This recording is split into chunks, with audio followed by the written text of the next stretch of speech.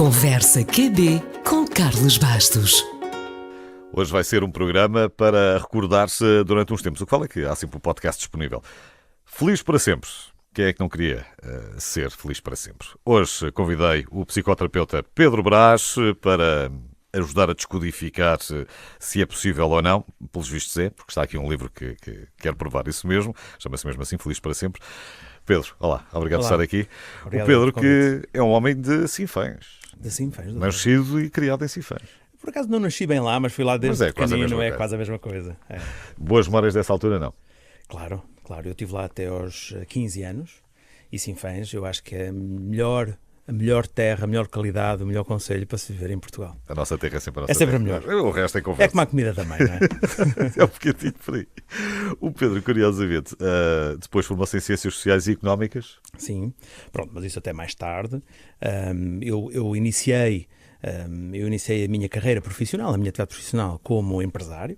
Sempre empresário, Sempre aliás, tem empresário. orgulho nisso, nunca foi Exatamente, empregado de ninguém. Não, nunca trabalhei por conta de outrem, sempre desenvolvi as minhas empresas, as minhas atividades e depois licenciei-me nessas áreas da economia para completar também os meus conhecimentos na área da gestão, mas este percurso de psicoterapeuta não tem a ver com essa primeira linha profissional. Ciências Sociais, quer dizer, apanhou Sim. uma série das Ciências Sociais ali. Eu costumo até dizer que a economia é das melhores ciências sociais que existem, não é? Porque estuda o comportamento humano, estuda como as pessoas decidem e, claro, um psicoterapeuta também estuda como as pessoas decidem e quais são as razões para os seus comportamentos.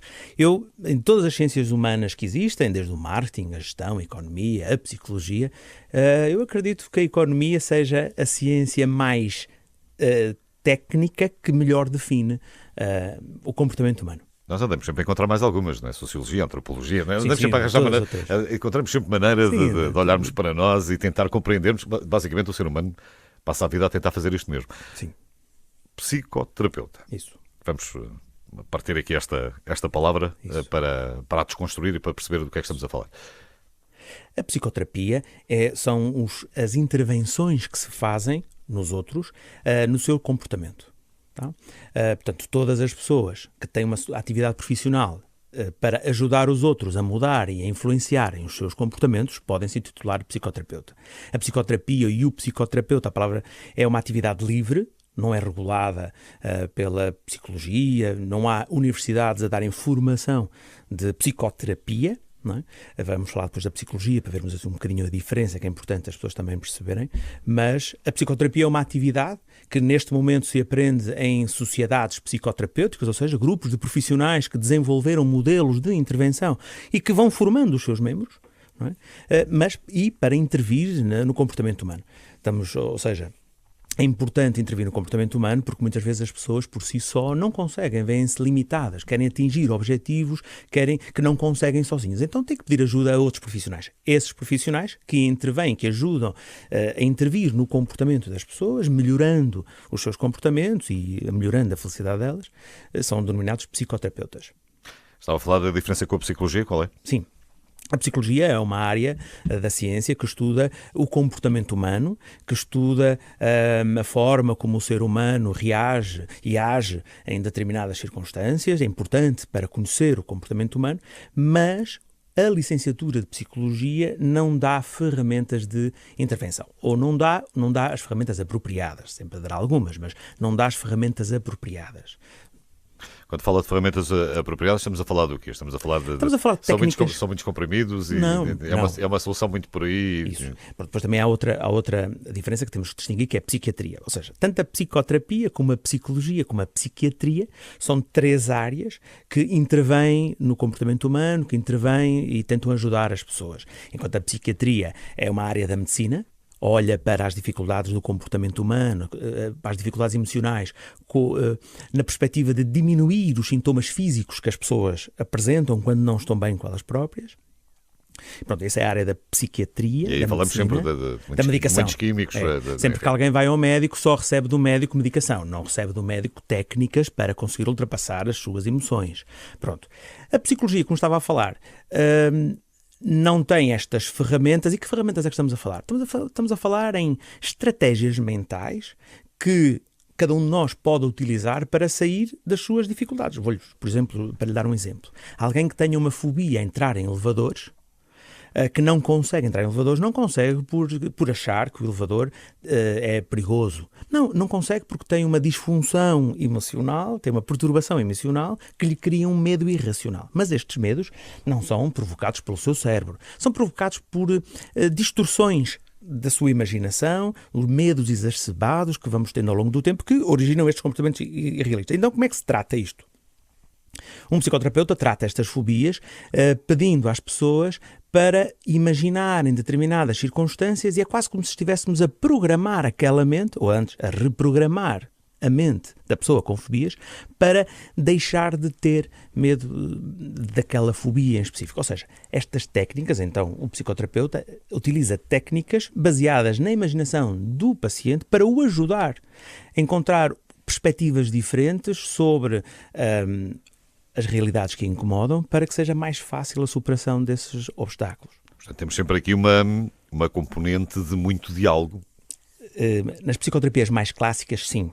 Estamos a falar até da psicanálise. A psicanálise foi uma das primeiras, é a mais conhecida, a psicanálise, não é? É uma das primeiras psicoterapias utilizadas, foi desenvolvida por Freud, e basicamente era diálogo, era conversa com o paciente e tudo. Entretanto, depois, vários outros modelos de intervenção foram feitos, até que se chegou às terapias cognitivo-comportamentais, já há 30 anos atrás, que já tinha muito de comportamento, já não era só conversar, mas era quase que ensinar as pessoas a fazer, a terem determinados comportamentos. E agora, as psicoterapias mais modernas que eu defendo são psicoterapias em que quase que não se conversa com as pessoas. Utiliza-se apenas ferramentas já conhecidas, como, no nosso caso, da psicoterapia HBM. Utilizamos ferramentas como a hipnose clínica, como a programação neurolinguística, que são estratégias mentais em que as pessoas, trabalhando apenas com a sua imaginação, conseguem superar os problemas que têm. Não é, isso que me disse é verdade. As pessoas pensam que psicoterapia é conversa, vai-se para lá para conversar. Isso é mais a psicologia. Um psicólogo, sim, tenta compreender a pessoa falando com ela muito, porque falar também é muito importante. A psicoterapia, não. Vamos imaginar que a psicoterapia é tipo a cirurgia. Enquanto que o médico de família é a psicologia, o cirurgião é o psicoterapeuta, não é? Que intervém e, às vezes, o doente até pode estar a dormir. Há aqui estava-me a dizer, por exemplo, nestas coisas há um caminho a ser percorrido às vezes para ser reconhecido inter pares, para haver aqui um reconhecimento ou não? Bom, reconhecimento legal, não. Ou seja, não há nenhuma instituição que certifique os profissionais de psicoterapia. Todas as pessoas que tenham qualquer tipo de formação, que consigam fazer este trabalho, podem se intitular psicoterapeutas. Claro que é muito importante. Mas agora... teve que fazer a sua formação em algum lado? A minha formação foi muito individual. Ou seja, tive muita formação nas técnicas da hipnose clínica, da programação neurolinguística e depois, e falo aqui também no meu livro, houve um desenvolvimento desta estratégia que não foi aprendida em nenhum lado, foi desenvolvida por mim, com a minha experiência, e criei este modelo. Portanto, eu agora neste momento estou a dar formação deste modelo e não a recebi. Pronto, os pioneiros têm estas coisas, ou seja, não conseguem buscar informação a lado nenhum, têm que a criar, mas depois de criada vão passar aos outros. Neste momento nós temos mais de 23 psicólogos que trabalham nas clínicas da mente, onde eu trabalho, que fazem e que trabalham com este modelo. Psicólogos ou psicoterapeutas? Eles são psicólogos, psicoterapeutas. Por acaso, são psicólogos, fizeram a formação naquela mas área, tiveram a formação comigo de psicoterapia. O Pedro Brás é o meu convidado hoje. Vamos conversar mais. Feliz para sempre, é assim que se chama este livro.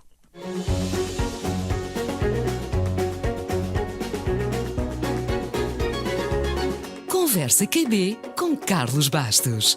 Todos os programas estão disponíveis em rr.sapo.pt e também em podcast no iTunes e na Play Store.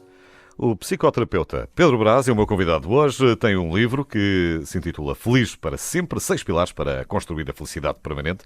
Estávamos aqui a descobrir o que era isto de ser psicoterapeuta, quais são as grandes dificuldades e as grandes diferenças que existem para outras áreas. Hoje o Pedro é o alegre fundador da Clínica da Mente, que já está espalhada pelo menos em 4 cidades, não é? Temos 4, que é Braga, Porto, Coimbra e Lisboa. E depois, estava-me a dizer há bocadinho que tinha feito grande parte também dos seus estudos em programação neurolinguística e hipnose clínica. Isso. Ora bem, vamos lá por partes. A hipnose é sempre aquela coisa de nós ficamos... É um mundo de mistério para muita gente. Não é? A hipnose é um estado natural que as pessoas muitas vezes entram, mas é muito mal explicado. Ou seja, porquê? Porque vemos frequentemente a fazerem circo com estes estados de hipnose. De facto, as pessoas dizemos que estamos em hipnose quando estamos concentrados apenas numa ideia, quando não estamos distraídos com o resto. Isso não é normal, porque eu estou aqui a conversar consigo, mas estou atento às pessoas que passam lá fora, às minhas comissões, enfim, e eu não me consigo concentrar verdadeiramente. E a hipnose é um processo mental que todas as pessoas são capazes de entrar, que se foca onde se focam só num ponto. Muitas vezes nós estamos a conduzir e estamos tão distraídos com um só pensamento que conduzimos sem dar por ela, não é? Isso é normal. Podemos dizer que isso é hipnose? Bom, é um estado de hipnose na medida em que estamos apenas concentrados num ponto. Quando nós estamos a dizer, porquê é que utilizamos a hipnose na clínica? Porquê é que utilizamos a hipnose na psicoterapia? Porque eu às vezes digo que a hipnose é como se fosse uma anestesia. Um cirurgião, se estivesse a operar alguém sem anestesia, a pessoa sentia a dor e iria impossibilitar a operação. Então a psicoterapia também utiliza a hipnose apenas para concentrar a pessoa. Apenas para conseguir trabalhar com a mente das pessoas sem que essa pessoa se consiga distrair. Então a hipnose é um estado de concentração no hipnotista, neste caso no psicoterapeuta, e onde o psicoterapeuta, no nosso modelo psicoterapêutico, vai... neste estado, as pessoas também dizem assim, vão dormir, as pessoas vão dormir. Não, não dormem. As pessoas apenas estão relaxadas, com os olhos fechados e muito concentradas no psicoterapeuta. E é nesta fase que nós dizemos que as pessoas estão sob hipnose, que vão começar a trabalhar na sua mente, que vão trabalhar nas suas crenças. Há uma libertação, de alguma maneira, do cérebro?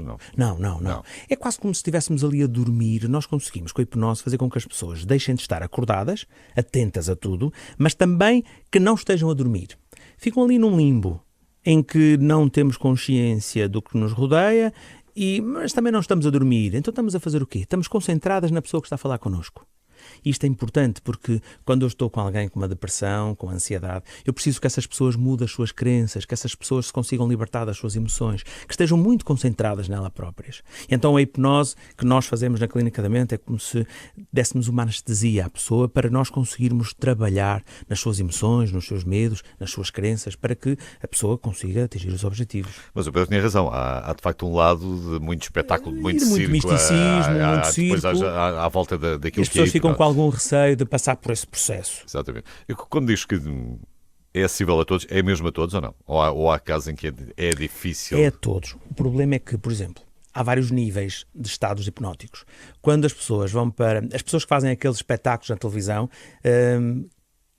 aquilo é um nível muito profundo de hipnose. Mas assim, todas as pessoas conseguem ser hipnotizadas como aquelas que vimos na televisão? Não. Só para aí 30% das pessoas é que conseguem atingir aquele estado tão profundo, que são absolutamente influenciadas pelas pessoas que o estão a fazer, que o estão a hipnotizar. Mas todos nós conseguimos entrar em algum tipo de estado. Na clínica, na psicoterapia, não precisamos de estados muito profundos. Apenas precisamos daqueles estados mais leves e pela nossa experiência de todas as milhares de pessoas que já atendemos, todas as pessoas entram nos estados que nós precisamos. Um estado muito levezinho, de muita sonolência, é uma horinha que as pessoas estão nas nossas sessões bem relaxadas, bem tranquilas e aí começam elas próprias a trabalhar nas suas emoções, nos seus medos. E quem é que lhe bate à porta? Bom, nós trabalhamos na Clínica da Mente com as grandes perturbações emocionais. Quem são os nossos clientes? São pessoas que sofrem das principais doenças psicológicas, como por exemplo a depressão, a ansiedade e os ataques de pânico. Pronto. Estas limitações eram tratadas até agora apenas pela psiquiatria, porque são limitações muito, muito graves, as pessoas não conseguem trabalhar nestes estados mais profundos da depressão e da ansiedade, sentem-se muitas limitações no seu dia-a-dia e normalmente recorrem ao médico de família ou ao psiquiatra que medica, mas medicando apenas para aliviar os sintomas. Então, as pessoas veem na clínica da mente e na psicoterapia, que é HBM, uma boa alternativa para trabalhar as causas. É o que nós dizemos, devem trabalhar as causas das depressões e não só eliminar os sintomas. Então, na clínica da mente, nós trabalhamos basicamente nas causas das doenças psicológicas mais graves que as pessoas têm. Temos que falar da HBM, porque estamos a falar de um mapa de comportamento humano, Isso, traduzido assim do inglês para o português, uma tradução livre. Foi o método que desenvolveu. Sim. O que é que eu vi ao longo do tempo que fui trabalhando com as Encontrou pessoas? vários padrões? Isso. O que é que eu vi? Vi que todas as pessoas que chegavam à minha beira, que diziam, estou com uma depressão, estou com ansiedade, eu atendi milhares, comecei a perceber que todas as pessoas que tinham depressões tinham causas. E as causas eram aquele tipo de causas. Todas as pessoas que tinham ataques de pânico tinham causas. O que é que era preciso fazer? Eu, como psicoterapeuta, só precisava de perguntar qual eram as causas. E eu percebi que, quando eu comecei a trabalhar nesta área, há 10 anos, mais tempo, mas enfim, há 10 anos, quando criei clinicamente, comecei a perceber que dizia-se que as depressões eram uma doença genética, era uma doença do foro bioquímico do nosso cérebro, mas eu, com uma conversa, percebendo o que é que as pessoas estavam a sentir, desde quando, o que é que tinha acontecido, para elas começarem a sentir aquilo, comecei a perceber que, espera lá, isto não são problemas do cérebro. Estas pessoas não estão assim por causa da genética, elas estão assim porque sentiram demasiado aquelas emoções negativas de algumas experiências e de alguma forma não se estão a conseguir libertar. Então, o que é que nós fizemos, eu e os meus colegas, desenhamos o padrão das doenças, ou seja, conseguimos desenhar, explicar porque é que as pessoas têm uma depressão, porque é que as pessoas são tímidas, porque é que as pessoas têm vários outros problemas do foro psicológico e, ao definir esse padrão para todos, conseguimos intervir em cada pessoa apenas percebendo o que é que naquela pessoa é diferente. Mas o padrão é quase sempre o mesmo. Portanto, o nosso modelo psicoterapêutico chama-se HBM, é Human Behavior Map, é o mapa do comportamento humano, porque quase que o nosso estudo diz que todos os comportamentos são iguais na sua parte objetiva. Todos são diferentes na sua parte subjetiva, mas o que perturba as pessoas é a parte objetiva. É a dificuldade que têm em libertar de experiências que viveram e que as magoaram muito no passado. E com este modelo nós conseguimos fazer o quê? Basta uma sessão, 2 horas, para nós compreendermos porque é que aquela pessoa tem ataques de pânico, porque é que aquela pessoa tem ansiedade ou depressão, porque é que aquela pessoa é tímida. Porquê? Porque a nossa conversa é muito guiada, quase como se tivéssemos um GPS. As pessoas dizem, eu sou tímido, não consigo trabalhar, coro bastante, e com o nosso modelo nós conseguimos, em 2 horas, conseguir perceber quais são as razões que levam aquela pessoa a estar assim. E porque é que eu acho que estamos corretos, que acertamos? Porque depois vamos fazer a intervenção naquelas experiências que nós percebemos que moldaram e influenciaram negativamente aquela pessoa e a pessoa liberta-se daquele estado. Portanto, o HBM é o mapa de comportamento humano, que é um padrão dos comportamentos comuns a toda a gente, que levam as pessoas aos mesmos problemas, às dificuldades em gestão emocional. É um GPS útil. É como se fosse um GPS de encontrar as causas dos problemas. Sim. Pedro Braz, o meu convidado hoje, psicoterapeuta, autor de Feliz para Sempre, um livro que está aí, disponível para poder ler.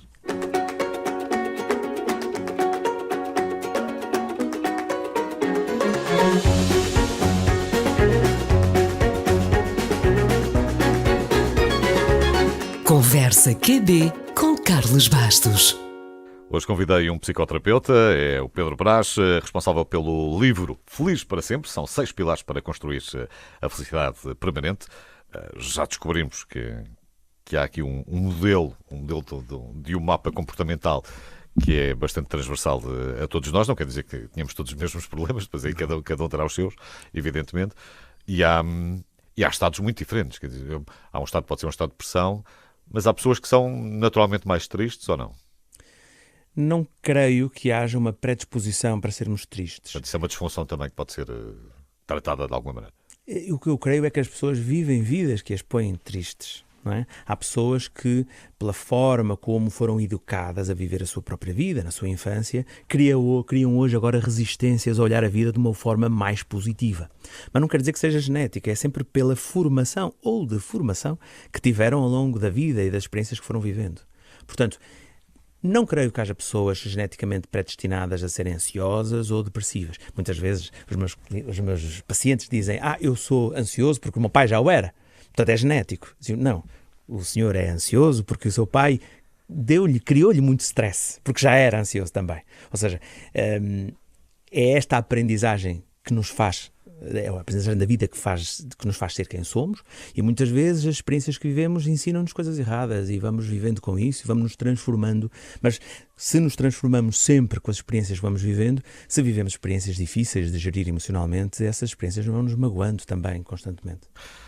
Nós aqui neste livro temos 6 pilares para construir a felicidade permanente. Obviamente que é sempre algo que se almeja, não é? O permanente tem sempre muitas reticências pelo meio. Quais são os 6 pilares? É importante perceber este livro, já vou explicar os 6 pilares, como é que ele nasce também. Eu, de todas as milhares de pessoas que vi, todas elas diziam que eram infelizes. E todas as pessoas que eu vi, que eu ajudei, sendo elas infelizes, eu comecei a perceber e a registar, e porquê é que esta pessoa é infeliz? E a outra? E a certa altura eu compilei neste livro os fatores que levam a maior parte das pessoas a entrar num estado de infelicidade. E como eu tive sempre a sorte de dar o meu melhor e ajudar a maior parte das pessoas a superarem esses estados de infelicidade, consegui encontrar para mim próprio, para ajudar os outros, as estratégias para que cada uma dessas pessoas conseguisse ultrapassar. E este livro então é a compilação dos fatores que levam as pessoas a ficarem perguntas mais felizes, frequentes, enfim. E das soluções ou das estratégias que as pessoas devem adotar. Então, os 6 pilares são que assentam ou que suportam uma felicidade permanente. É a saúde física, ou seja, o primeiro pilar é o bem-estar físico. Ninguém consegue ser feliz se tiver dor. Não estou a dizer doença. Às vezes, com doença, somos felizes na mesma, mas se essa doença nos trouxer limitações, se nos trouxer dor, aí não conseguimos ser felizes, porque o nosso corpo está a dar aquele sinal de alarme que nos perturba imenso. O segundo pilar da felicidade, o que todos nós devemos procurar para sermos felizes de uma forma permanente e constante, é a nossa paz interior. Muitas vezes não temos a paz interior porque os próprios pensamentos nos perturbam, as emoções que sentimos, as dificuldades que temos connosco próprios, com os nossos pensamentos, com os nossos comportamentos, nos perturbam tanto que nós não conseguimos ser felizes, não estamos bem connosco próprios. Então é muito importante a paz interior. O terceiro grande pilar, muito importante, é a criação dos nossos objetivos. Nós só conseguimos sair da cama de manhã, apesar das dificuldades que temos do dia-a-dia, só conseguimos sair da cama com vontade em sair se percebermos quais são as razões porque eu faço este comportamento, ou tenho esta atitude. O que é que me move na minha vida? Qual é o propósito da minha vida? E este é um terceiro pilar fundamental e quase transversal em todos os outros, que é porque para eu viver a minha vida com dor, para eu viver a minha vida com as dificuldades do dia-a-dia, eu só consigo suportar aquilo se tiver os meus objetivos bem definidos. E objetivos não é o que é que eu quero fazer amanhã ou daqui a um ano. Esses também. Mas o mais importante é o que é que eu quero realizar em toda a minha vida. A pergunta que as pessoas devem perguntar-se a si próprio é: aos 80 anos, quando eu estiver a conversar quando os meus netos me perguntarem: avô, o que é que tu fizeste da tua vida? A tua vida foi importante porquê? Eu gostava de lhe contar uma história bonita. Então hoje, aos 40, hoje aos 20, hoje aos 30, devemos pensar nisto. O que é que eu vou dizer aos meus netos de interessante sobre a minha vida? E isso vai nos ajudar a criar objetivos, que é muito importante os objetivos. Mas escreva, para não se esquecer. Escreva e apaixone-se por eles. O quarto pilar, que é muito importante, que é um dos mais importantes, é perceber o caminho que caminhamos. Porque as pessoas dizem assim: olha, eu não consigo ser feliz, sabes porquê? Porque eu tenho problemas com o meu vizinho. Como é que eu posso ser feliz com isso? Divorciei-me, estou muito magoado com isso. Morreu uma pessoa querida, como é que eu estou feliz? Como é que eu posso ser feliz? Bom, a felicidade, não podemos confundir a felicidade com conforto, não podemos confundir a felicidade com diversão, nem podemos confundir a felicidade com momentos negativos. A felicidade é um estado permanente, é um estado de alma, podemos dizer assim. Então, como é que nós conseguimos superar as adversidades da nossa vida? E nós temos que perceber que todos os dias na nossa vida vamos ter desafios. A vida tem dor. A vida tem mágoas, a vida traz-nos problemas e dificuldades. Mas se nós percebermos que queremos viver a nossa vida, também temos que aceitar que queremos passar por esses momentos. E quando estamos a passar, se estivermos neste estado mental, temos que aceitar que esses momentos de dificuldade do dia-a-dia que passamos fazem parte da nossa vida, não há como os evitar. E se eu perceber que cada dificuldade que eu passo faz parte da minha vida, eu vivo mais feliz. Apesar disso, vou-lhe dar um exemplo muito rápido, para todas as pessoas compreenderem. Este exemplo é muito importante. Quando alguém vai a Fátima a pé, sabe que tem que percorrer 100 km. Ele sabe que vai ter dificuldades físicas enormes, que vai dormir ao relento, que vai passar 5 dias, muitas vezes com fome, quer ir à casa de banho, não há casas de banho para onde vai passar. Ou seja, quem quer ir a Fátima a pé, sabe que vai ter 100 km das maiores dificuldades que já passou na vida, em termos físicos e mentais, o desgaste. Mas acha que alguém desiste de ir a Fátima se o objetivo dele for a coisa mais importante que ele tiver que fazer? E todas as pessoas vão fazer essas caminhadas 100 km a pé, a conviver com os amigos, a sorrir, a cantar, apesar de todas as dificuldades do caminho. Ora, e aqui o que eu quero dizer às pessoas é, se é possível andar 100 km em 5 dias e as pessoas fazem-no com alegria, também é possível andar 100 anos da nossa vida, que a nossa vida mete-se em anos, não em quilómetros, 100 anos da nossa vida, apesar das dificuldades do dia-a-dia, é possível viver feliz. O quinto pilar, e muito importante, é o amor próprio. O amor próprio é gostarmos muito de nós, estarmos apaixonados por nós próprios, sentirmos uma autoestima enorme, ter uma autoconfiança enorme. Isso é importante porquê? Porque muitas vezes, se nós não temos uma boa autoestima, precisamos do reconhecimento dos outros. Precisamos que os outros nos validem a nossa significância e muitas vezes os outros não o fazem. E quando os outros não o fazem, nós ficamos com uma infelicidade imensa. Então, a solução para estarmos bem, apesar dos outros muitas vezes não nos darem o feedback que a gente quer, é melhorarmos a nossa autoestima e a nossa autoconfiança. E o último, por fim... Sem ser muito convencido. Sem ser muito convencido, claro. O último, por fim, o sexto pilar, é a comunicação com os outros. Nós somos animais de grupo, o ser humano só sobrevive se estiver em grupo, e é muito importante nós sentirmos integrados com os outros, partilharmos as mesmas culturas, os mesmos interesses com os outros, para nos sentirmos seguros. Bom, e então esse é todo um esforço que temos que fazer. Estes são os 6 pilares. E este livro explica, nestes 6 pilares, os maiores desafios que temos em cada um deles e as melhores estratégias para os superar. Temos aqui por capítulo a capítulo, mas pronto, para isso, se calhar o melhor é comprar o livro. Não vamos ter tempo aqui para conversar e explicar cada capítulo pormenorizadamente. Mas temos ainda tempo para falar mais um bocadinho. Ótimo. Estou a conversar-se com Pedro Brás, vale a pena ficar por aí.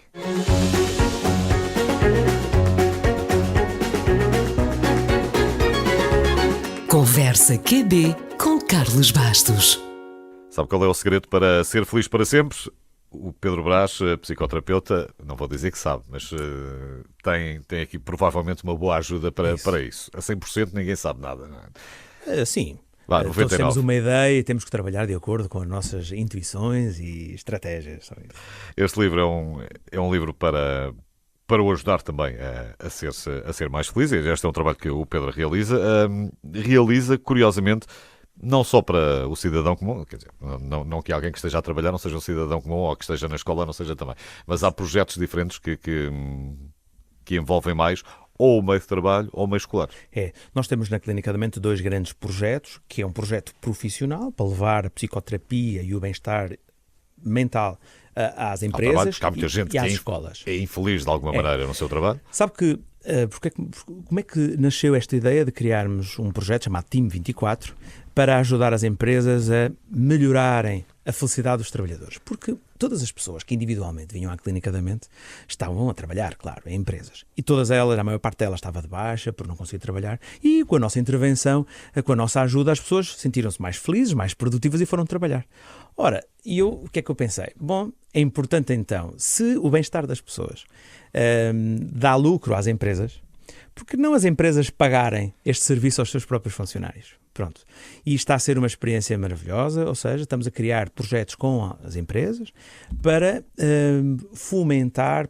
fomentar o bem-estar das pessoas no seu local de trabalho, ajudando as pessoas a ultrapassar. Quer dizer, onde passamos a maior parte do dia.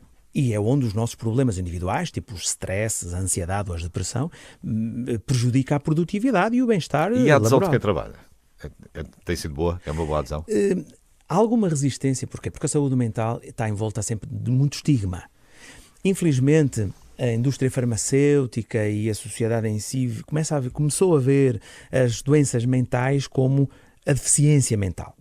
E se me dizem que a depressão é uma doença mental, eu parece que carrego aquele estigma das deficiências mentais, daqueles déficits cognitivos, mas não tem nada a ver uma coisa com a outra. Uma coisa são patologias do foro do cérebro E outra são patologias das emoções, das experiências que vamos vivendo. São coisas diferentes. Mas há um grande estigma em as pessoas assumirem que estão deprimidos, que estão ansiosos, porque podem ser mal comparados com os outros ou podem haver ali alguma rejeição. Portanto, este é um trabalho que estamos a fazer, mas de facto estamos a ter bastante sucesso porque as pessoas, além de quererem não estarem a ultrapassar bem esta questão do estigma, nós temos estratégias para que as pessoas venham ter connosco, as pessoas das empresas que trabalham connosco, venham ter connosco sem que ninguém saiba e são tratadas e são ajudadas. Às vezes há um certo secretismo que se gosta de ter para não ser apontado também por ninguém. É isso. Imagino que na escola também não deve ser muito diferente. Nas escolas é diferente. Porquê? Porque as crianças já não mandam, não é? Os pais, quando veem que as crianças não estão bem, encaminham mais facilmente, porque não é um problema com eles, é um problema com as crianças. E o projeto das escolas está a funcionar e é maravilhoso. Porquê? Porque fazemos ações de sensibilização para os pais, fazemos workshops, palestras, para que os pais entendam as principais dificuldades das crianças, para que entendam que há soluções, sem ser a medicação, para resolver problemas como o déficit de atenção, como a hiperatividade, enfim. E se os pais entenderem que há alternativas, que não seja a medicação, para ajudar as crianças nas suas dificuldades, nos seus medos, nos seus bloqueios, começam a tratar as crianças de uma forma mais natural e mais permanente. Este projeto das escolas é muito interessante também, porque ajuda a que o clima estudantil fique muito mais saudável. Por exemplo, as crianças que na escola que sofrem de mais bullying, ou até quem faz mais bullying, as escolas falam com os pais e encaminham para os nossos serviços e ajudamos as crianças, porque ninguém é feliz quem recebe o bullying e quem o faz. São crianças que não são felizes, não é? Portanto, ao trabalhar individualmente com algumas crianças, apoiando e tendo a escola como interface, é muito positivo, tanto para os pais, para as crianças, como para as escolas. Portanto, há todo um trabalho a ser feito nas mais diversas idades. Isso, claro. Temos que ter várias estratégias para levar a mudança à população, não é? À sociedade. Se tivesse, agora que o nosso tempo vai terminando, se tivesse que apontar há uma causa mais comum aos portugueses, não? Há algo que preocupe mais os portugueses que os deixe mais deprimidos? Olha, há uma causa que é a causa cultural.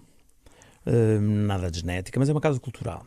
Nós vivemos muitos anos a aprender a resignar-nos. Tivemos uma ditadura muito difícil em que ninguém podia expressar-se, ninguém podia dizer nada. Há uma cultura que é um bocadinho transversal em toda a Europa, enfim, mas em Portugal acentuou-se bastante, já em França não foi bem assim, porque eles reclamam muito mais. Mas os portugueses só agora começam a reclamar, começam a não se deixarem ficar.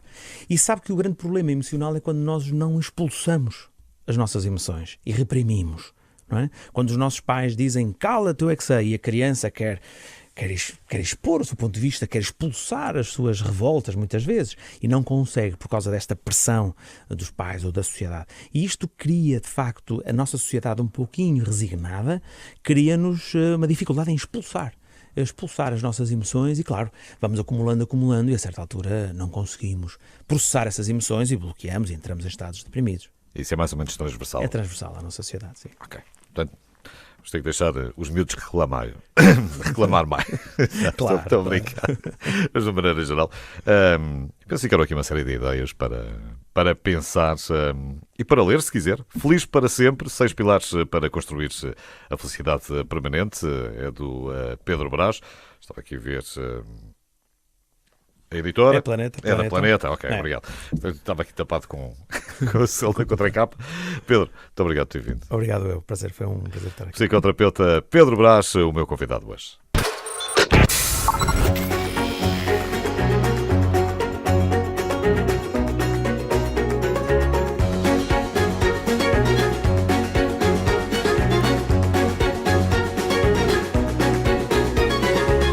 Conversa QB com Carlos Bastos.